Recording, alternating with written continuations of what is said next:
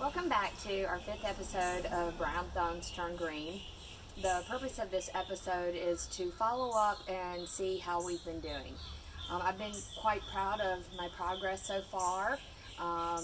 It's been 1 week and 1 day since I germinated these seeds, and I've got little Brussels sprouts and beets and kale. I had 2 kinds of lettuce, and my second lettuce just started sprouting yesterday. And then I also have some radishes that are starting. So the only thing that's not coming up for me is my oregano and rosemary, which were older seeds. So I did plant or germinate more of them just to compensate for that.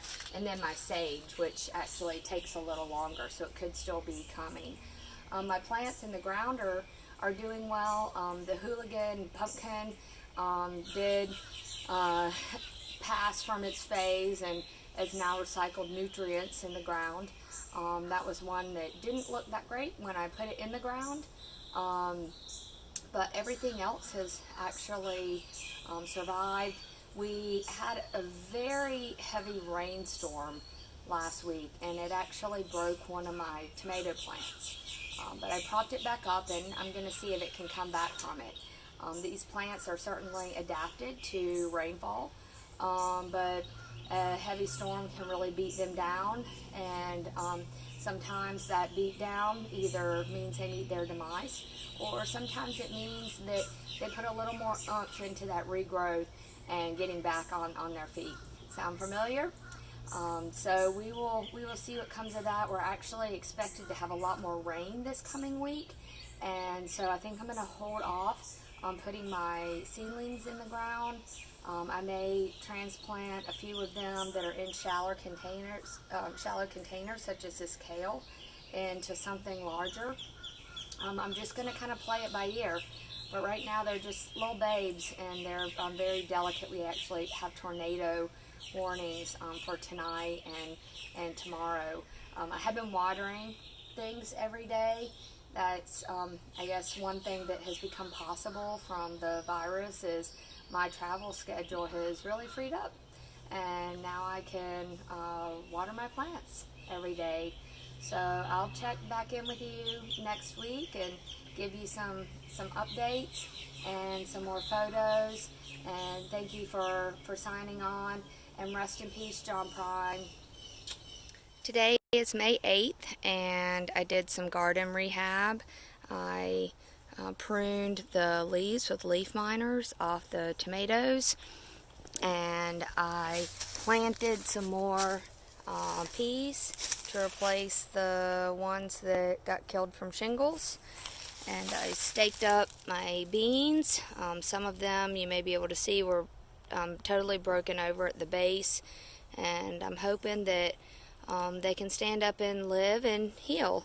I also replanted some of my beets. All my beets were wiped out, and put some more radishes in the ground. My kale were okay, and I replanted all of my lettuce because that was all wiped out from the storms and the roofers. Now I'm going to transplant my lone rosemary seedling. I actually had 3 that came up. They took a little while. The seeds were a bit older, but they did come up. But unfortunately, I wasn't able to transplant them soon enough with all the roofing activity. I lost a couple of them. There may be seeds in the soil, and I'm going to end up planting some more rosemary. But since this little dude made it, I wanted to put it in the ground. I'm transplanting my sage seedlings, and I scooped them out of this germination dish with a spoon just to be really delicate and to get their leaves. And then I'm putting them in an area that I've cleared out. I put some soil amendment with my soil, my compost, and vermiculite mix, and I'm also including the soil that they were sowed in. They're used to that soil and the chemistry, and there's also no reason to waste good dirt. Hey there. So it's been about 2 weeks since my last update, and I wanted to just give a status update of the things that I've been doing. So in the companion video we made, I talked about my compost system using the milk crates as one way to care for Earth and returning needed nutrients back to Earth instead of hauling it off to a dump and where it creates methane and then having to add synthetic fertilizers back to our gardens and yards. But also today was also really exciting because I got a beehive.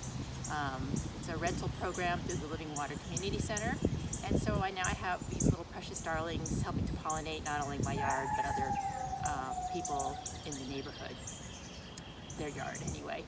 And so I'm just feeling so grateful to be participating in the ecosystem around my house, not only for Earth's benefit but for my own, and feeling really connected to that.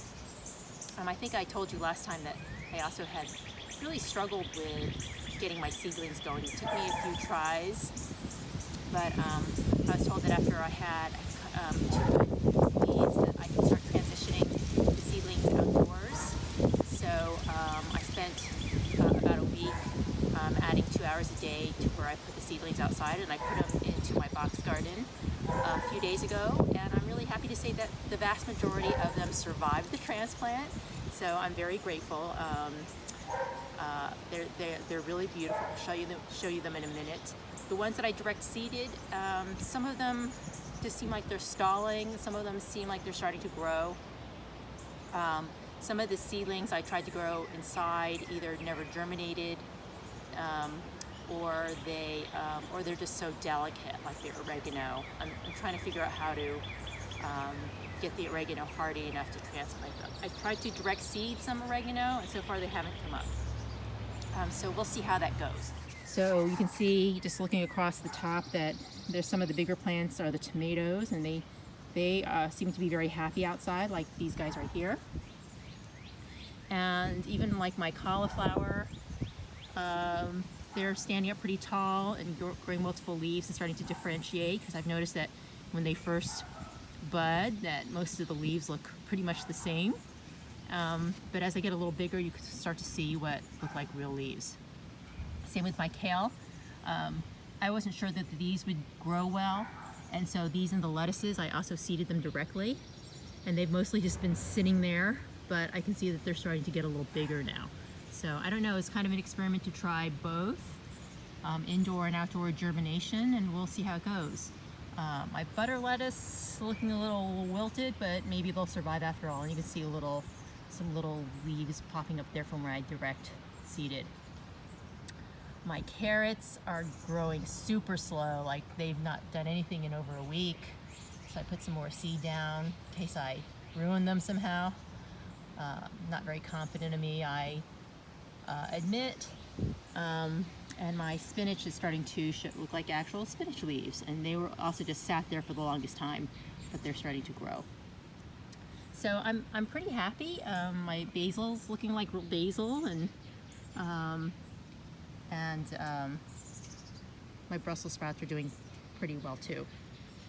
My thyme was so delicate, I didn't think that they would survive either, but they somehow rallied when I had them inside in their trays, and they've seemed to be pretty happy out here, even though they're slow growing.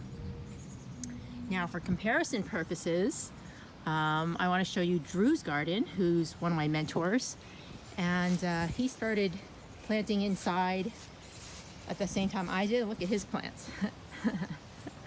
So that's the difference between somebody who's skilled gardener and one who isn't.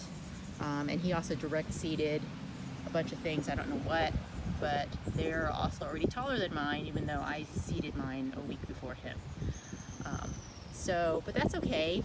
I'm pretty happy with the progress I've made, and that I'm having more survivals than deaths of my little plants. So I chalk that up to a big success.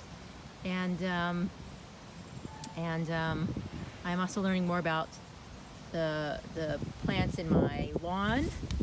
Some of them more edible than others. I have a rich diversity Things grow very well, and it's really actually a lot of fun to see what's popping up at it on any given day.